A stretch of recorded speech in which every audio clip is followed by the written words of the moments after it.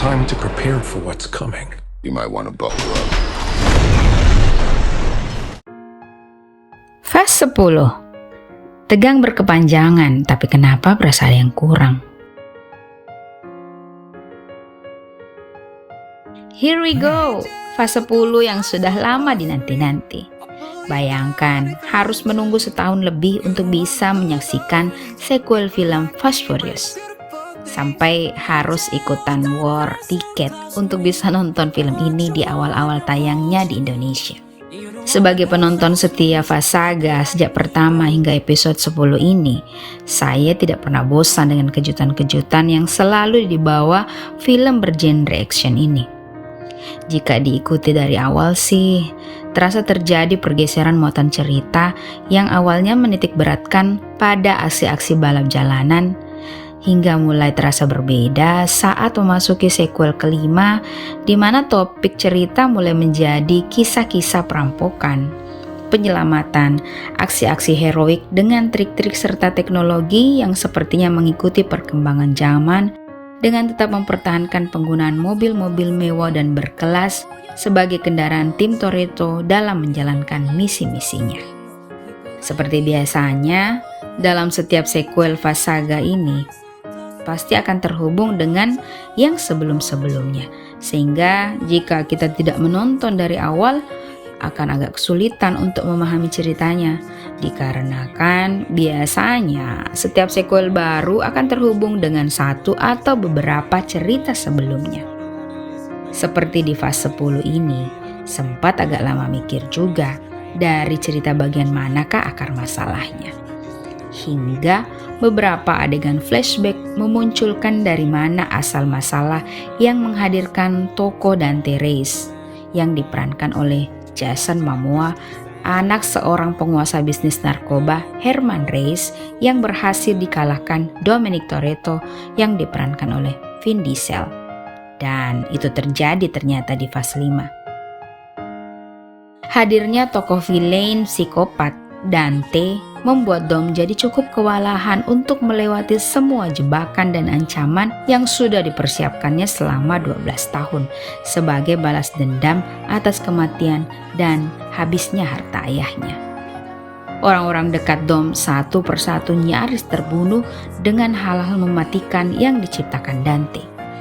Tentu saja, Dom yang sudah sejak awal film Fast hadir di dunia ini, yang terkenal sebagai family man, sosok lelaki pecinta keluarga, harus berjuang mati-matian hingga mempertaruhkan nyawa demi menyelamatkan mereka satu persatu.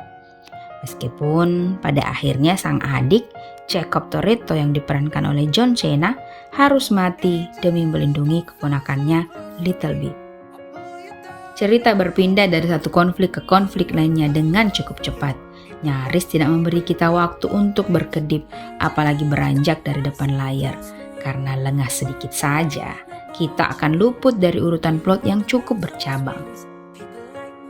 Belum lagi kejutan-kejutan di mana beberapa rekan Dom yang awalnya sudah mati di episode-episode sebelumnya malah muncul lagi. Cukup membuat logikaku hidup saat menonton. Satu hal yang membuatku kurang nyaman, karena bagiku saat logika hidup dalam menonton sebuah cerita, artinya kita kurang menikmatinya. Cerita menjadi sedikit lebay sih menurutku.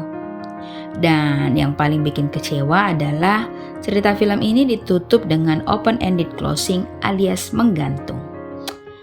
Jujur Lee, saya kurang suka akhir yang menggantung. Well, terlepas dari trikinya fase 10 dan sequel-sequel sebelumnya, ada hal yang menurutku perlu diapresiasi dari film ini, yaitu tema keluarga yang diusungnya. Dom, tokoh utama yang rela melakukan apa saja, bahkan lebih memilih untuk mengorbankan dirinya demi melindungi rekan-rekannya yang sudah dianggapnya sebagai keluarga sendiri. Without family, you've got nothing, ujar Dom dalam salah satu adegan.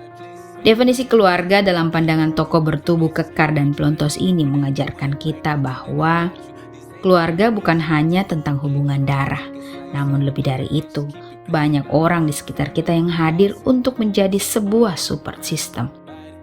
menyempurnakan dengan segala kekurangan yang kita punya, dan membuat segala yang ada dalam kehidupan berjalan sebagaimana mestinya. Ya benar, keluarga, teman, sahabat adalah sebuah sistem yang dibentuk secara alami oleh Allah lewat hukum-hukum alam yang bekerja secara otomatis. Tidak bisa dibuat-buat, melainkan dirancang olehnya dalam sebuah urutan sebab akibat kisah hidup masing-masing.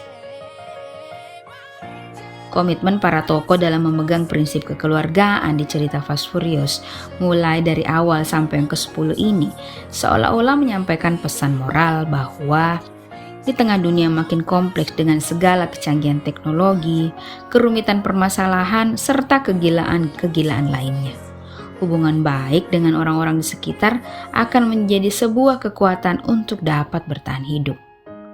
Di saat individualisme makin menguasai banyak manusia, prinsip kekeluargaan tetap akan menjadi sesuatu yang bisa menyelamatkan kita dari ketidakbermaknaan serta kesia-siaan hidup. Layaknya perbandingan antara Dom dan Dante, sebuah perbandingan yang sangat menarik. Dom yang survive karena cinta sejati pada keluarga dan sahabatnya, serta Dante yang mengorbankan keluarga demi cinta pada kekayaan, kekuasaan, dan dendam. Sampai bertemu di fase selanjutnya.